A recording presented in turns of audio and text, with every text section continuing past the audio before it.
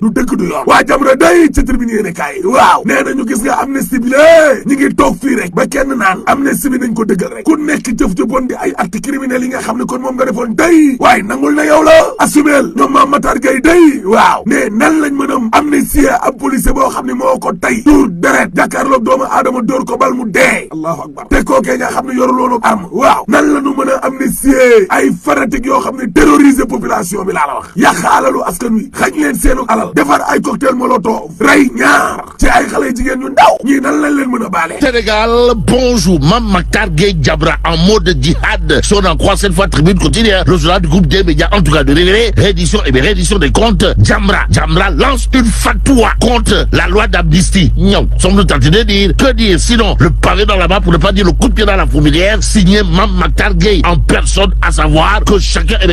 assume les conséquences de ses actes criminels. Déclaration de Mame Matar Gueye à lire bien entendu dans Tribune quotidienne, le journal du groupe des médias, de nous livrer l'interrogation Kouroubaï Fall et Molde Bouride pour ne pas dire l'interrogation atomique signée Mame Matar Gueye Jamra, à savoir comment peut-on amnistier un policier qui a tué volontairement et de sang-froid à balles réelles un manifestant désarmé. Alors comment peut-on amnistier des fanatiques qui ont terrorisé les populations, détruit des biens publics et privés, assassinés et de sang-froid, s'il vous plaît, au cocktail Molotov, deux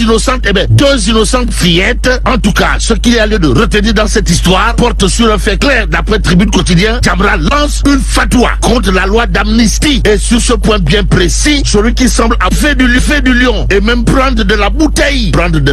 au sens propre la warde, c'est Mame Matar Gueye Jamra, c'est Mame Matar Gueye Jamra et c'est Mame Matar Gueye Jamra. En attendant, yéen kaay bi naan man tension jaxasoo na kay Tribune yéen kaay naan man Jamra lancé na fatwa ci loi d'amnistie bi naan ku nekk la nga def mooy acte criminel assumé mooy dëgg. naka la ñu mën a amnistie ab policier boo xam ne jéggal ko daal ne ko defoo dara ci teeyaayu bakkanam ak xel mu dalam mu jël ab bal ne ko teel ab manifestant daal di koy faat ci manifestant boo xam ne yorut benn ngànnaay. naka la ñu mën a baalee nag koo xam ne ab fanatique nga terroriser askan wi yem leen seen diggu bopp jël bien public yi saaxe ak bien privé yi faat ci cocktail molotov ay innocent ñaari xale yu ndaw yoo xam ne ay innocent lañu ñu ne ñii dañ leen di baal. Mame Matar Gueye ak ñamu àndal naan day yomb ci mënti am moom yëgle kaay bi ne daal war na mën a leer Tribune yéene kaay jox kàddu gi Mame Matar Gueye bu ONG Jamra fësal dëgg laa lay wax ni ñàkk anam ci loi d'amnistie bi ñu voté ci réewum Sénégal gi lée Mame Matar Gueye ne na ku nekk na assumer ay responsabilité am ginnaaw li xew ci réewum Sénégal gi lée ndax des ñu mën a nangu mukk laa lay wax ni amnistie ay policiers yoo xam ne kon dañoo jël seen fetal dóor ko ay nit ñu dee ci kanam ay manifestants yoo xam ne yoruñu benn ngànnaay moom Mame Matar Gueye yamu ca ndax leen kon mënuñu amnistie benn yoon ay nit yoo xam ne kon dañoo tojoo ko taal ci réew mi ak jël ay cocktail molotov faat ay bakkan fii ci réewum Sénégal gi lée à l'attention du directeur général des élections Thiendella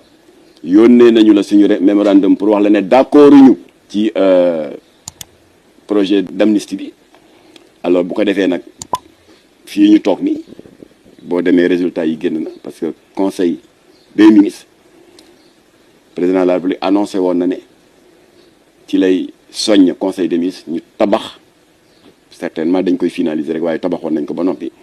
le projet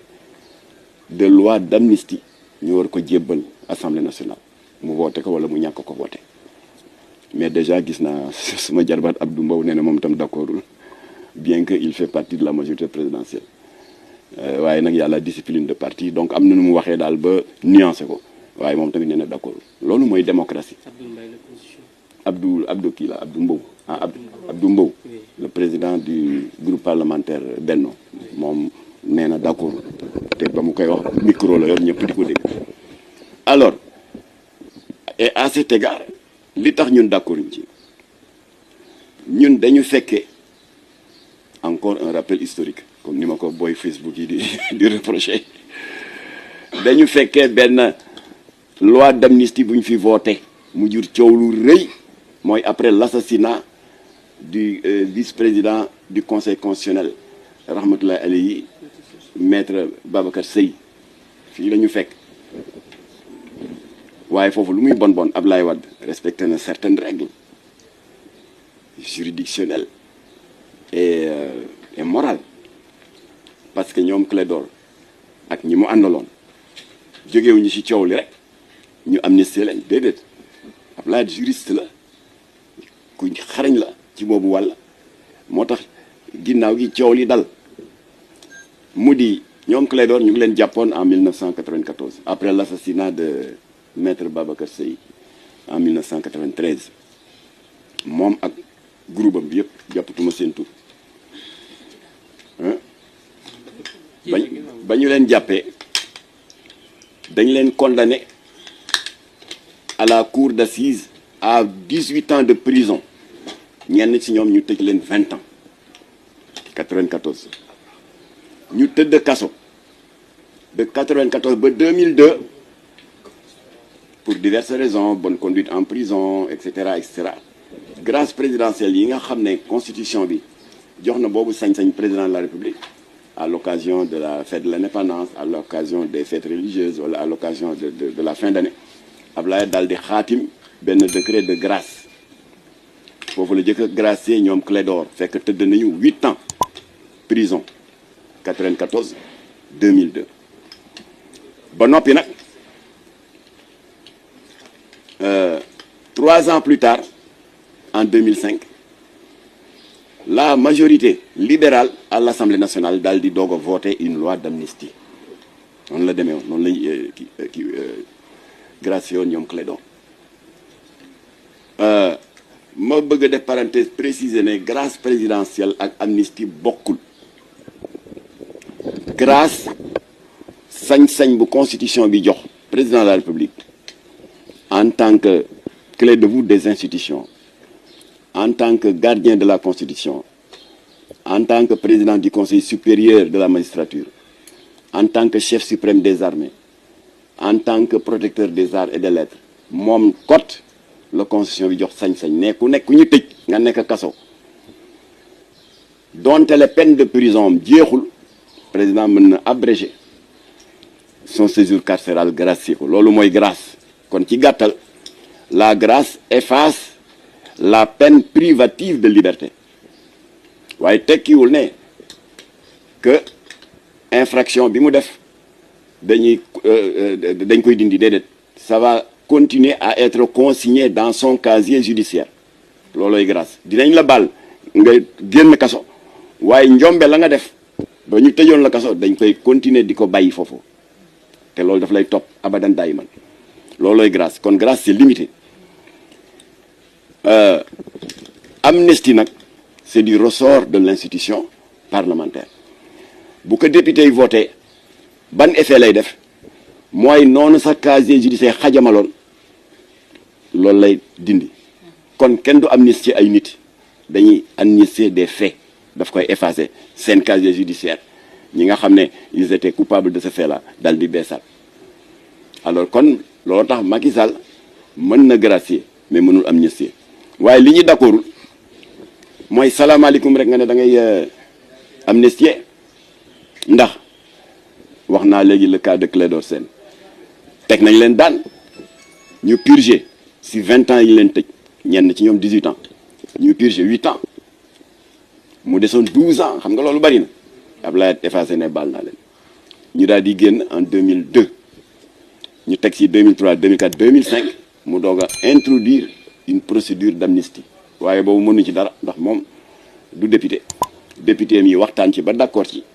daal di def la loi d'amnistie ñoom Clédor daal di set wicc à partir de ce moment ku jógati naan Clédor wala keneen ci ñoom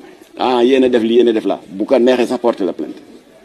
parce que yoon setal na ko ba noppi loolooy amnistie waaye toj yi fi am na famille yoo xam ne ba tey seen dëj jeexagul maa dégg ci rajo bi en même temps que vous une famille boo xam ne seen doom fii ci Parcelles Assainies ci la ko benn takk der tëgg bal mu daan sedd guy waaye bañ ko jàngul bañ ko expliquer luy amnistie da doon jooy ndax ñu ngi jooy seen doom néew ba seddugul ñu ne ña ko def jeex na effacé nañ lépp dafa metti kooku mooy côté takk der yi ndax ñoom def nañ ay njombe mais côté Samba Boy yi doon dugg ci manifestation yi ana le minibus ligne 15 wala 65 bu Yarax ñoo toj vitre bi jël cocktail Molotov sànni ko ci biir mu ne tël explosé Fat Bintou Diallo lakk ba dee soxna Oumou Kalsoum Diallo lakk ba dee ñooñu tam ñu ngay jooy ndax ña def loolu jugé guñu leen sax ñu ne dañu bëgg a grâce dañu bëgg a def amnistie metti na moo tax nag Jamra est contre ñun dañu ne ñu ngi exiger une enquête criminelle indépendante pour situer toutes les responsabilités dans les deux camps parce que ku ci ne def ngay toj-toj buñ ko defee ba noppi nag ñu teg leen daan yi leen di teg bu ñu tëddee kaso président la bi bu ko neexee nag léegi def grâce bu defee grâce ba pare mu doog a dem assemblée nationale ñu entamer la procédure devant aboutir au vote d'une loi d'amnistie ñun loolu daal la ñu yaakaaroon ne moo gën a aw yoon que ñu jékki-jékki rek patamee rek bëgg daal mel ni dara xewul de février 2021 à maintenant ne dara xewul loolu mënul ne xel mënu ko dégg ñun Jamra nag comme que amul kenn ku fees suñu bët du pouvoir du opposition 1983 ba léegi bi Jamra nekkee ci langue gi ça fait quand même 41 ans ci ren nous avons toujours dit ce que nous pensons xanaa ñu bañ ñu déggal wala leneen waaye la ñuy xalaat ñun dañ ko wax ànduñu ci la loi d'amnistie nañu enquête rey yi am ak ñu ko mënti def ku ñu mën a doon takk der ou pas teg leen daan nañ leen di daan bu ñu leen di gracier wala président bi ñëw bu leen di gracier mu gracier leen après nag ñu daal di xool léegi ban procédure la ñuy def pour amnistie voilà ndax dañu nekk ci dëkk boo xam ni néew ji doole yi ku leen jàppalewul nga bañ a yokk seen néew ji doole ndax ñi deele ay néew ji doole lañ maa ngi dégg xale ba ñu jàmbal fële université bu Saint-Louis parce que yaay ji il y a 1 mois ci la ñàkk jëkkëram mu gaañu ñu teg ci weer sa doom ñu tëgg ko bal mu dee nga dégg ñu ne amnistie nañ kooku metti na xol mu dégg am na à part la famille Diallo mu di soxna Fat Bintou Diallo ak Oumou Kalsoum Diallo yi ñuy sànni lâchement cocktail molotov ñu dee lakk ci biir kii bi ba léegi damay dégg est-ce que ça c'est vrai famille yi wax nañu ca dëj ba presse bi dem na filmer leen tànt leen micro ñu wax loolu am na dañ leen sànni cocktail molotov ñu dee c'est lâche même niveau de lâcheté que policier bi tëgg bal xale boobu nga xam ne manifesté wul dafa génnoon rek doon dugg ci kii atelier am xaw ma lu mu fa doon def ñu jam ko bal même lâcheté la warul am benn xaaj ak seen mais ñu def enquête criminelle leeral lépp waaye nag jékki-jékki rek ne dañuy gracier ba pare dégg naa bu demee loi bi demee assemblée nationale procédure d'urgence lañ koy yóbbu ah mooy nu mu gën a gaawee mooy baral leen seen loxo Jamra daal àndul ci loolu parce que suñu borom moo wax ci téereem bu tedd bi ci suratul Mahida nee na képp ku faat doomu aadama te nga tey ko suñu borom jàpp ne da nga faat l'humanité tout entière Jamra du nangu na bu yowmal xiyaamee ñu ne la ah yow ci te complice ci ñi doon effacer ñawte fi kaay fi gaaw du ma ko nangul kenn parce que bàmmeel dafa xat te kenn du ñu wéttali la bu ëllëgee suñu borom naan ña ñu doon faat def leen lii ak def leen laa ah yow Jamra dégg naa da nga ci àndoon kaay fii su boobaa kuy ñëw jàpp te taxawuma kon ñun duñu ànd ci loi bi waaw dem nañ conseil des ministres ñu ngi koy defar suñu paree yóbbu ko procédure d'urgence ñoom ñoo xam waaye seen diggante la ak seen conscience ak suñu borom subhanahu wa taala la ilaha illallah muhammadun rasulullah